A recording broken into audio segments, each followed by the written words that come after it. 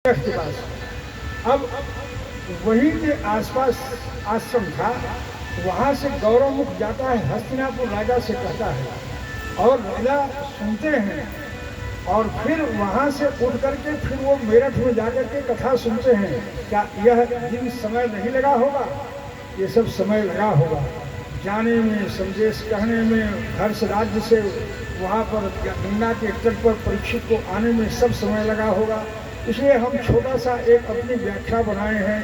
सप्तमे अहन का अर्थ हो गया 7 और 5 दिन, 12 दिन में आपको तक्षक नाग बेचेगा। इसलिए यह मेरा अर्थ है। हमने कई व्याख्याकारों के पास इस प्रश्न को भेजा था और इस प्रश्न का उत्तर कहीं से नहीं मिला।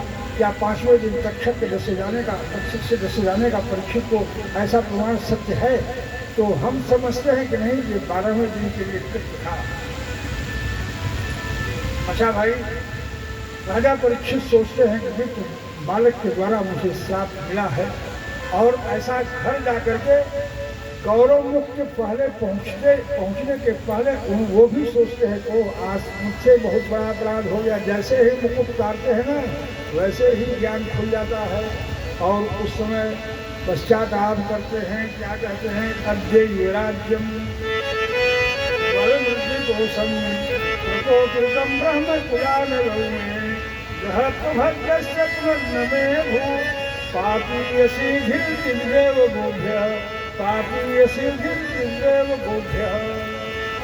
राज्यम। हे भगवान, आज ही मेरा राज्य भस्म हो जाए उस ब्राह्मण के श्राप से। ऐसा मुझे गिरानी हो रही है। आज ये हस्तिनापुर चल जाए, मेरा कोष चल जाए, मेरा राज्य चौपट हो जाए महाराज, ताकि मैं आगे चल करके किसी ब्राह्मण का अपमान न करूं महाराज। देखिए,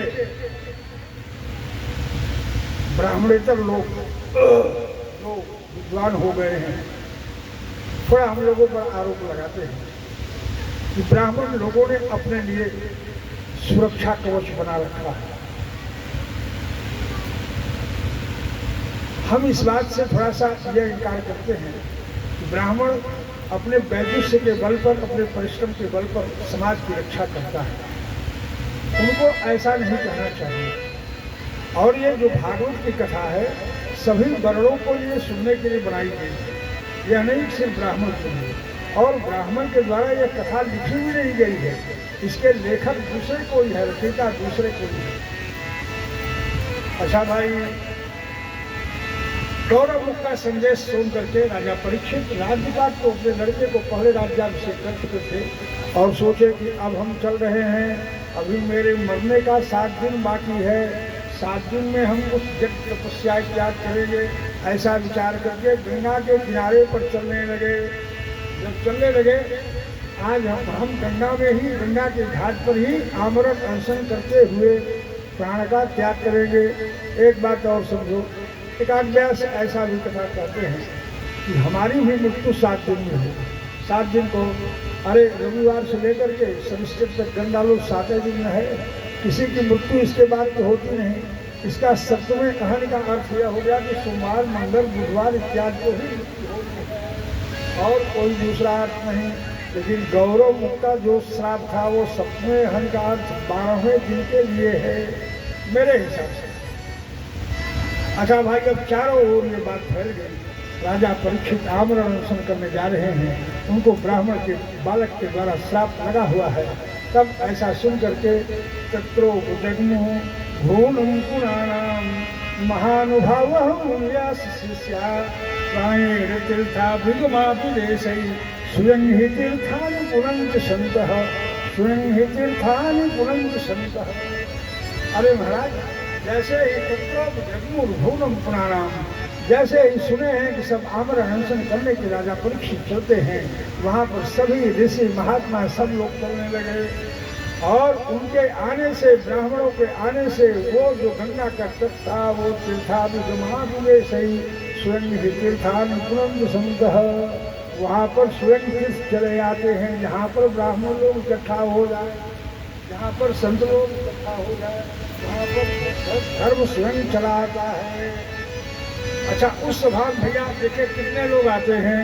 अत्र वशिष्ठ 14 सर्वान् अरिष्टनेमि धूरन्याश्च पराशरौगादुषितोऽथ राम उतथ्य किङ्गप्रव्येधुबाहौ मेधातिथिर्देवल देवराजौ मेधातिथिर्देवल आश्विषणौ भारद्वजौ गौतमातिपलादः मैत्रेय औरवः तव सह कुम्भयोनिः द्वैपायनो भगवानं नारदाश्च अन्ये च देवर्षिवर्हमर्षिवर्या राजर्षिवर्या यरुणादयश्च नाने पुराणसमेत अभ्यर्थ राजा शिरसावरुणै अभ्यर्थ राजा शिरसावरुणै।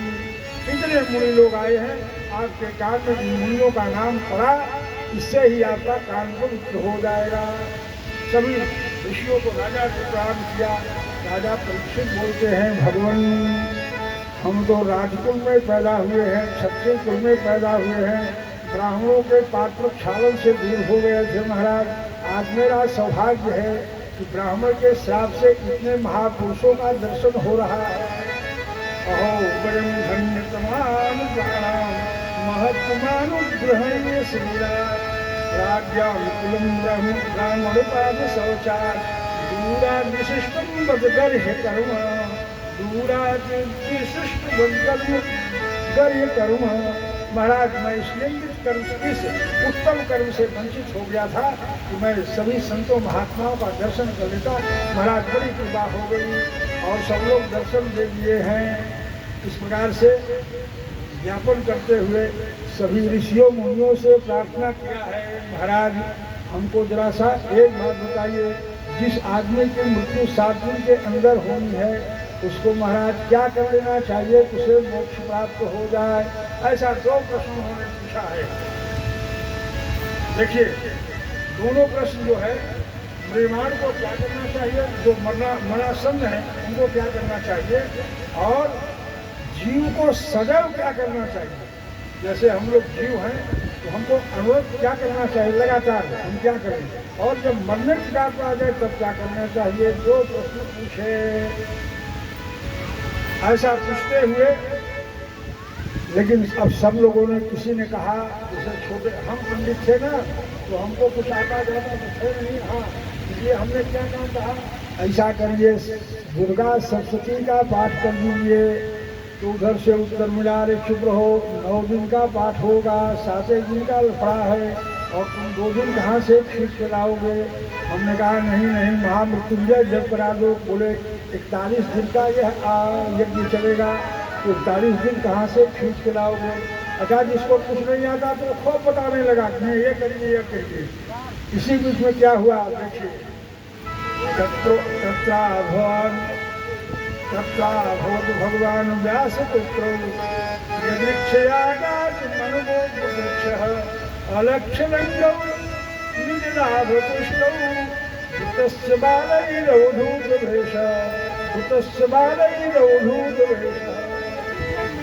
इसी समय क्या कहते हैं देखिए, तत्राभवत् भगवान व्यास पुत्रो, व्यास के पुत्र भगवान सुखदेव जी पहुंच जाते हैं और कैसे एकदम नंगे धैर्य और अलंग भेष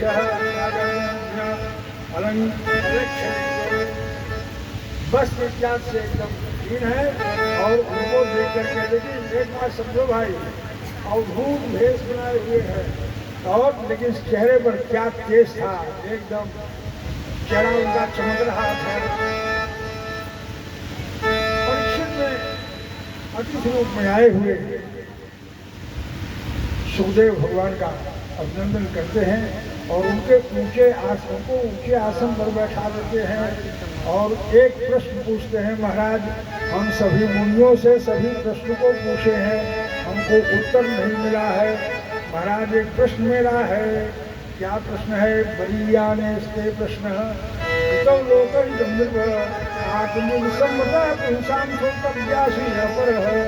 महाराज प्रश्न यह है कि मरणासन्न व्यक्ति को क्या करना चाहिए। यही प्रश्न मुनियों से पूछे थे और यही प्रश्न पूछते हैं किससे, सुखदेव भगवान जी से पूछते हैं। सुखदेव जी भगवान बोलते हैं,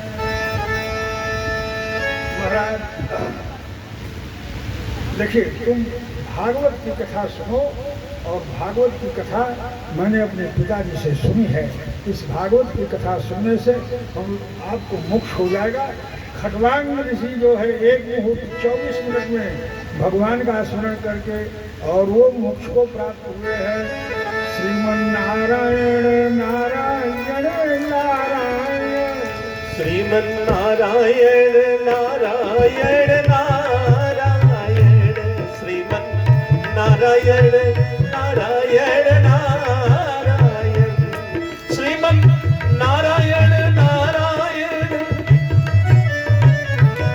श्रीमन नारायण नारायण नारायण, श्रीमन नारायण नारायण नारायण।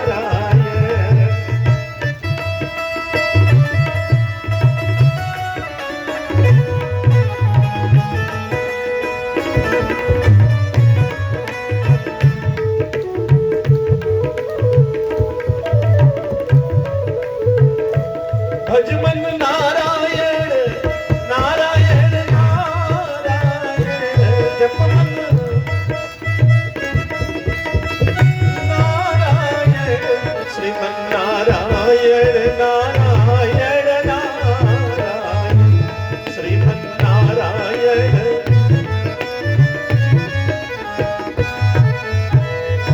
देखिए परीक्षित जी बोलते हैं आपको मोक्ष चाहिए। देखिए 2 प्रकार का मोक्ष हमारे पास है।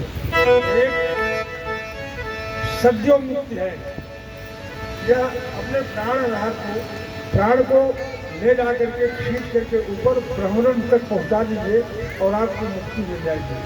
यह सद्य, यह आपको क्या कहते हैं, सद्योमुक्ति है, तुरंत मुक्ति हो जाती है।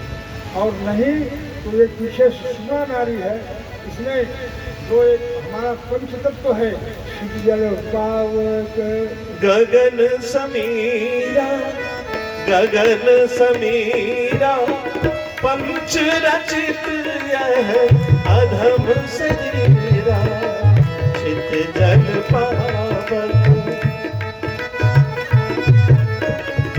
पंच रचित यह अधम शरीरा।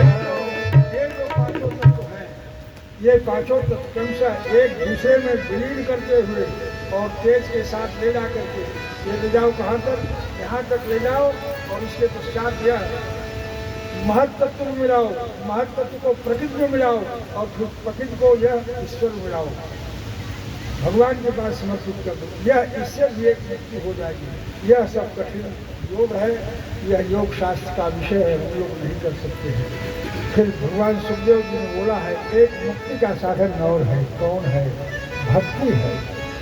भक्ति में चाहे आप जैसा भी चाहिए वैसा भी कह करके, भक्ति क्या है? भगवान की कथा सुन ली जाए, ये भक्ति का कारक है। यज्ञ कर लिया जाए, उससे भक्ति उत्पन्न हो जाती है। इसलिए भगवान की कथा का श्रवण, इसके परिणाम स्वरूप भक्ति प्राप्त हो जाएगी और भक्ति करने वाला व्यक्ति साक्षात मोक्ष को प्राप्त हो जाता है। बस महाराज सबसे बढ़िया काम यही है। आप जरा बताइए हमको, सूत जिसे सौनक भी बोलते हैं महाराज, अरे ये सबसे बढ़िया पद है कौन सा? जो भक्ति का पथ बता रहे हैं वो योग विधि से सुंदर भक्ति का पथ है महाराज। इसीलिए भगवान हमको कान दिए हुए हैं। विजय बतौर क्रम विक्रवाण ये न सूता कर पतैरस्य जिह्वा सती दार्तुरितेव सूत न चोप गाय गाएगा था।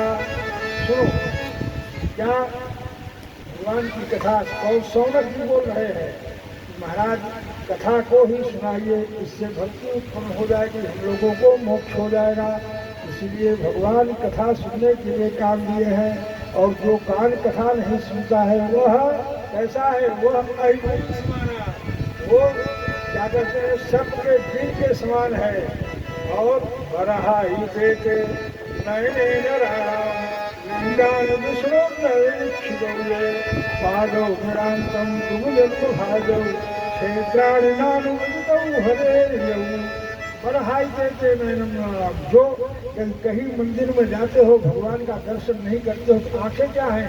मोर पंख है महाराज। नहीं तो आँख से भगवान का मूर्ति का दर्शन करो। और यदि हाथ पैर आपने भगवान की सेवा में नहीं लगाई, ये सब लोग पेड़ हैं और ये सब शाखाएँ हैं। इसलिए भगवान की कथा में भगवान की सेवा करने से यह भी भक्ति का उत्पन्न हो जाता है। सृष्टि का प्रश्न पूछते हैं, यहाँ से नारद ब्रह्मा का संवाद शुरू होता है।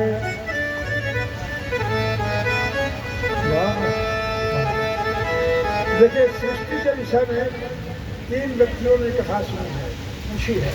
हम स्पष्ट करें, यहाँ से नारद जी ब्रह्मा जी से संवाद हुआ है। नारद जी भी ब्रह्मा से यही कथा सुनते हैं, विदुर जी भी मैत्रेय से यही कथा सुनते हैं, कपिल देव जी भगवान से, उनकी माता देवहूति भी यही प्रश्न पूछते हैं, सृष्टि कैसे हुई है। हम संक्षेप में कपिल देव की कथा में इस सृष्टि का वर्णन करेंगे। एक बार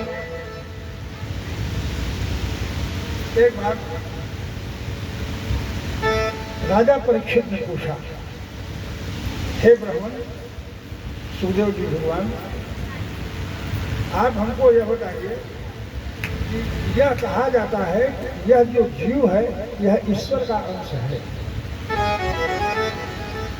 और यदि ईश्वर जो है जीव का अंश है तो जीव माया से क्यों बचता है और ईश्वर माया से क्यों नहीं बचता है। जैसे एक लड्डू ले लीजिए और लड्डू का एक छोटा सा चिमटा निकालिए तो कहिएगा तीखा है, तीखा नहीं होगा, वो मीठा होगा। लड्डू मीठा है तो वही मीठा होगा। तो महाराज, इस आत्मा से क्यों निकला है तो जीव बंधन से क्यों बंधा हुआ है और आत्मा क्यों मुक्त है। बोले सुनो, इसको जानने के लिए हम आपको भगवान जी से एक बार ब्रह्मा जी ने प्रश्न पूछा था, उसी कथा को मैं सुना रहा हूँ। एक बार ब्रह्मा जी तपस्या कर रहे थे, तपस्या करते करते उनको वैकुंठ दर्शन हुआ। भगवान आकाशवाणी हुई कि सुनो, तुम तप करो। तप करते हुए 1000 वर्ष बीत गया और इसके पश्चात उनको तप के प्रभाव से वैकुंठ का दर्शन होता है। वैकुंठ में क्या देखते हैं, भगवान विष्णु जी चतुर्भुज रूपधारी नाना प्रकार के मणिरत्नों पर भूषित हैं, वर्णमाला शोभित है। ऐसे भगवान को देख करके भगवान ब्रह्मा जी ने पूछा, भगवान आपका आदेश क्या है। मेरा आदेश है सृष्टि करो। भगवान, सृष्टि का मैं कुछ जानता नहीं हूँ, मुझको सृष्टि का सूत्र बताइए। भगवान बोलते हैं, सुनो, मैंने ब्रह्मकल्प में तुमको एक उपदेश दिया था। क्या?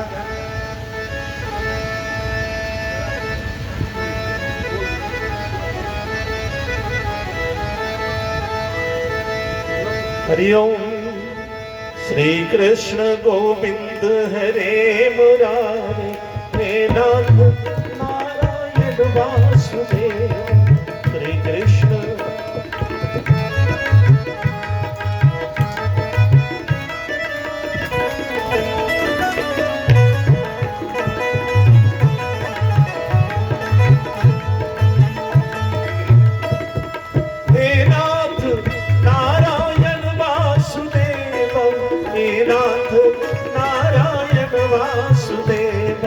श्री कृष्ण ताली के साथ श्री कृष्ण गोविंद हरे मुरारे, हे नाथ नारायण वासुदेव। हे नाथ नारायण वासुदेव, हे नाथ नारायण वासुदेव। भगवान बोलते हैं, ब्रह्मा जी, सृष्टि का सूत्र मैं तुमको बता रहा हूँ, ध्यान पूर्वक सुनो। क्या कह रहे हैं, अहमेवास्मेवाग्रे नान्यद् सत्परम पश्चात हम देते चाहिए अवश्य सोष्म्य हम। भगवान बोलते हैं क्या, अहमेवास्मेवाग्रे, मेरे आगे कोई नहीं था, मेरे पीछे कोई नहीं था, और जहाँ हूँ वो सब मैं है। और नान्यद् सत्य, न तो सत्य था और न ही असत्य था। पश्चात हम, सृष्टि के विनष्ट होने के पश्चात मैं ही रहूँगा। जो सृष्टि दिखाई पड़ रही है वह सृष्टि मेरे पहले भी नहीं थी, मेरे बाद भी नहीं है। जो देख रहे हो यह सब माया है, ये सृष्टि नहीं है। भगवान बोलते हैं सिर्फ सत्य क्या है, मैं ही हूँ। अरे महाराज, आपसे ही सृष्टि बनी है। जी, मुझसे सृष्टि बनी है। ये सृष्टि के रचयिता आप हैं और आप में विलीन हो जाएगी। जी, विलीन हो जाएगी। कैसे महाराज? तो सोना ले लो। एक दिन हमारी खिलाई से बोली, स्वामी जी ये जो क्या कहते हैं फिरवा बनवाए थे, यह फिरवा बहुत पुराना हो गया है और इस फिरवा को बना करके क्या कहते हैं कंगन, इसको बनवा दो। ठीक है, बनवा देंगे। फिरवा को ले जाकर के कंगन बनवा देंगे। अब जरा फिरवा का स्वरूप देखो क्या है। फिरवा सोने का था और कंगन किसका है? सोने का ही है सोने का। लेकिन तब क्या नाम था? तब नाम था फिरवा, और अब क्या हो गया? कंगन। यदा यथा हिरण्यम बहुदासम क्षदै निर्विक्रियाभिर्व्यवहार मृत्यु एवं वचो भी भगवान धोक्षजौ व्याख्यायतैलौ चिद्वैदिकैर्जनैः व्याख्यायतैलौ चिद्वैदिकैर्जनैः। सुनो भाई, यथा हिरण्यम, जैसे सोने को हम नाना रूप में बदल देते हैं, लेकिन उसको क्या कहते हैं? उसको सोना ही कहते हैं। वैसे ही यह सृष्टि सब मेरे द्वारा रचित हुई है और मुझ में ही समाहित है, भले ही इसका रूप बदलता रहे। जैसे एक बात और समझो, एक कपड़ा है ना, कपड़ा किसका बना है? ये सूत का बना है। लेकिन यदि सूत को हम अलग कर दे तब यह सूत कहलाएगा और यह क्या कहलाएगा? कपड़ा कहलाएगा। सूत से कपड़ा बना है। यदि कपड़े को फाड़ दे तो सूत बचा का बचा रहेगा, तो सूत को ही कहेंगे। सूत से कपड़ा बना, कपड़ा नष्ट हो गया लेकिन सूत का अस्तित्व है। ऐसे ही भगवान कर रहे हैं, सृष्टि मेरे द्वारा सृजित है और मुझ में संलीन हो जाएगी। सिर्फ मैं ही बसता हूँ और कोई नहीं। एक और उदाहरण, जैसे घट बनाते हैं। घट किसका बनता है? घट बनता है मिट्टी का, और जरा सा फूट जाए तो तोड़कर फेंक दोगे तो कहाँ चला जाएगा? मिट्टी में मिल जाएगा। जब तक खड़ा था तब तक खड़ा था, और फूट गया तो मिट्टी थी। मिट्टी जो है वास्तविक चीज है और घड़ा उसका स्वरूप है। ऐसे ही सृष्टि का स्वरूप है। वास्तविक रूप तो भगवान बोले मैं ही।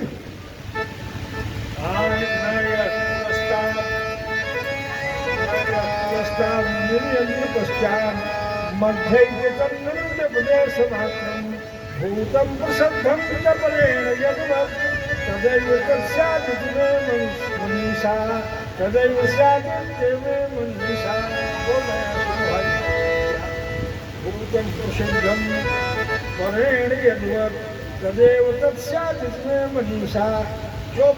जो वस्तु पहले थी वह अब नहीं है, वह बाद में हो जाएगी, लेकिन समय समय पर उसका उपयोग होता रहेगा। जैसे यह बात सत्य है, वैसे जैसे मैंने कहा धागा सत्य है, मिट्टी सत्य है, सोना सत्य है, ऐसे ही भगवान सत्य है। लेकिन सब किसमें समाहित हो जाते हैं? भगवान में ही समाहित हो जाते हैं। अच्छा सुनो भाई, एक श्लोक सृष्टि के विषय। दूसरा,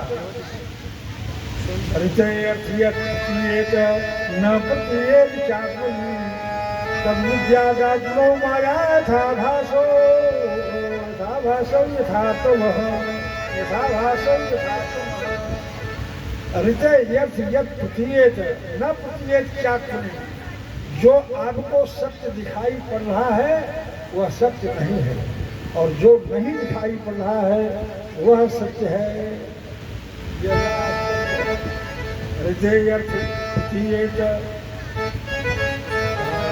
सुनिए क्या सत्य है।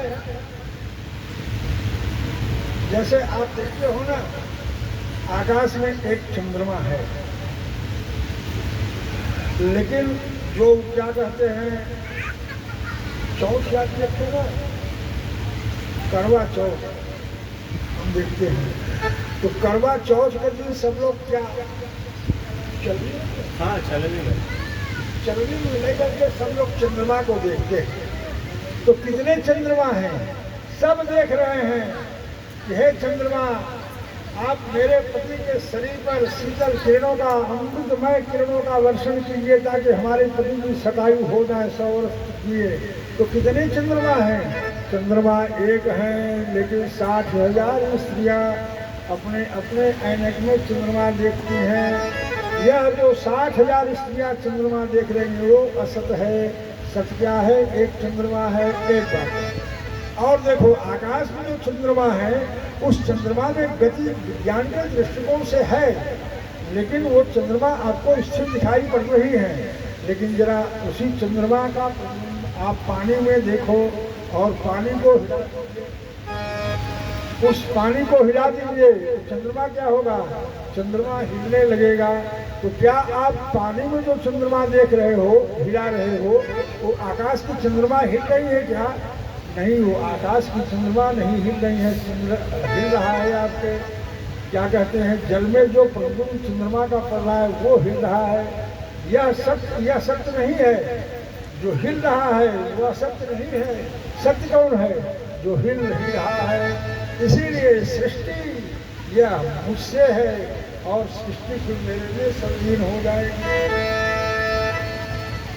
देखो अगला देखो भाई, यथा महान विभूतानि भूतेषु चावशेषम् प्रविष्टानि तथा तेषु तेष्वहम् यथा तेषु तेष्वहम् प्रविष्टा यथा महान विभूतानि भूतेषु चावशेषम् प्रविष्टानि यथा तेषु तेष्वहम्। अच्छा ऐसे और देखो राहु को हम देखते हैं, जरूर पढ़ेंगे पंडित जी लोग। राहु दिखाई पड़ता है आकाश में। अरे वो तो सूर्यों को पहुंच गया, लेकिन हमको दिखाई नहीं पड़ता आकाश में, लेकिन हम जरूर पढ़ते हैं राहु है ना। यह न होते हुए प्रतीत हो रहा है, यह मेरी माया समझो, भगवान बोल रहे हैं। और जैसे एक बात समझो, प्रविष्टानि कोई वस्तु प्रविष्ट है और प्रविष्ट नहीं है। एक उदाहरण, घट लिए हो और घट में पानी भर लो, तो आप कहोगे यह इस घट में पानी है। हाँ, इंजीनियर साहब देखे, घट लिए घड़ा में पानी भर लिए और घड़े का पानी लेकर चले, तो हम कहेंगे एक घड़ा पानी हमारे पास है। अब वह पानी जहाँ से पानी लिए हैं उस पानी से अलग हो गया है, लेकिन खुदा न खास्ता कोई महाराज मिल जाए तुरंत ही वही नदी के किनारे पर ही, और उस समय आप कहिए महाराज प्रणाम, और आपका घट गिर जाए, घट फूट जाए पानी में, पानी कहाँ चला गया? पानी फिर पानी में चला गया। ये है पृष्ठानी न ते शांतो। जैसे घट में भरा हुआ जल। अच्छा, कबीरदास को लोग पढ़े लिखे नहीं थे, अरे बड़े विद्वान थे, वो जानते थे। उन्होंने लिखा जल में कुंभ, कुंभ में जल, बाहर भीतर पानी, भूटा कुंभ जल जलई समाना, ई कथ कहूँ सयानी। घट में जल है और वो घट फूट गया तो फिर कहाँ चला गया? वो फिर पानी में चला गया। ऐसे यह शरीर भगवान के द्वारा दी गई है और फिर बनने के पश्चात भगवान में लीन हो जाएगी। ये पृष्ठानी पृष्ठ होते हुए भी थोड़ा आज विलम्ब हो रहा है, हम खूब जानते हैं, और हमको भी क्या कहते हैं बीत गए जैसा उस वजह से ऐसे कुछ है, भगवान कृपा कम हो रही है। लेकिन यह है कि कथा बहुत विलम्ब से हुआ है, कथा का पूरा करना मेरा धर्म है, इसलिए थोड़ा समय आपका हम ले रहे हैं। उसके बदले में हमारे पास एक चीज है, क्या आशीर्वाद मिल गया? जो इच्छा करिहु मन माही, हरि प्रसाद कछु दुर्लभ नाही। एक हमारे पास आशीर्वचन है और यही आशीर्वचन देते हैं। तो जैसे घट में का पानी घट में पानी नदी में चला गया, घट समान समाप्त हो गया, ऐसे ही यह काया है, इसमें निवास करने वाली जो आत्मा है वो भगवान में मिल जाएगी और यह शरीर जो है वो विष्णु में मिल जाएगा। एतावदेव जिज्ञासं तत्र जिज्ञासुनात्मनः अन्वय व्यतिरेकाभ्याम स्यात् सर्वत्र सर्वदा। जैसा एक बात हो गई, हमारे शरीर में कोई आत्मा है, ऐसा हम मानते हैं कि आत्मा है, नहीं मानते। भगवान का अंश है, आत्मा है और यह शरीर है, लेकिन आत्मा शरीर में रहते हुए भी यह जीव से अलग है और जीव आत्मा के साथ रहते हुए भी भगवान से अलग है। कैसे? या पंडित जी का माला देखिए, ये माले में यहाँ गुड़िया ये लगी हुई है, गुड़िया देखिए, और इसमें धागा लगा हुआ है।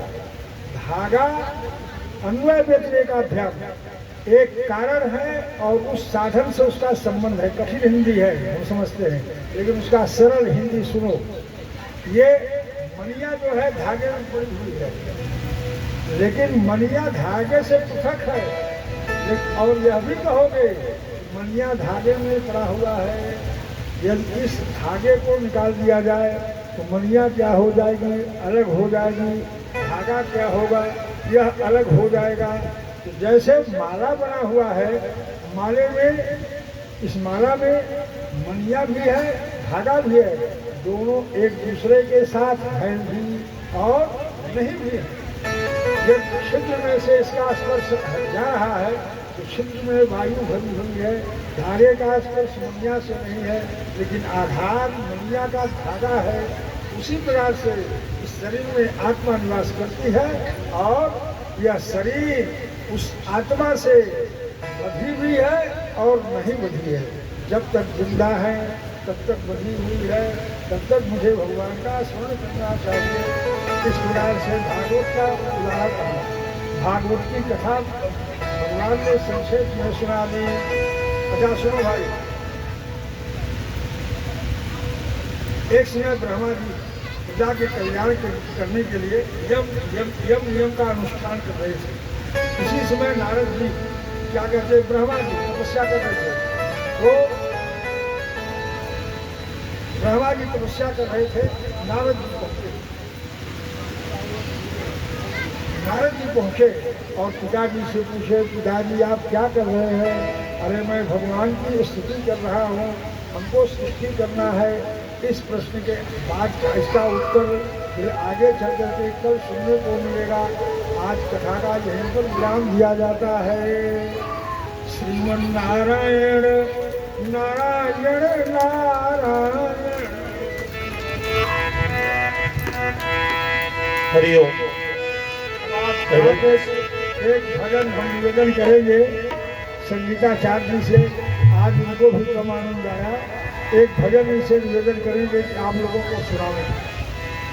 रचा है सृष्टि को जिस प्रभु ने, वही ये सृष्टि चला रहे। रचा है, मिलके सब लोग गाएंगे। रचा है सृष्टि को जिस प्रभु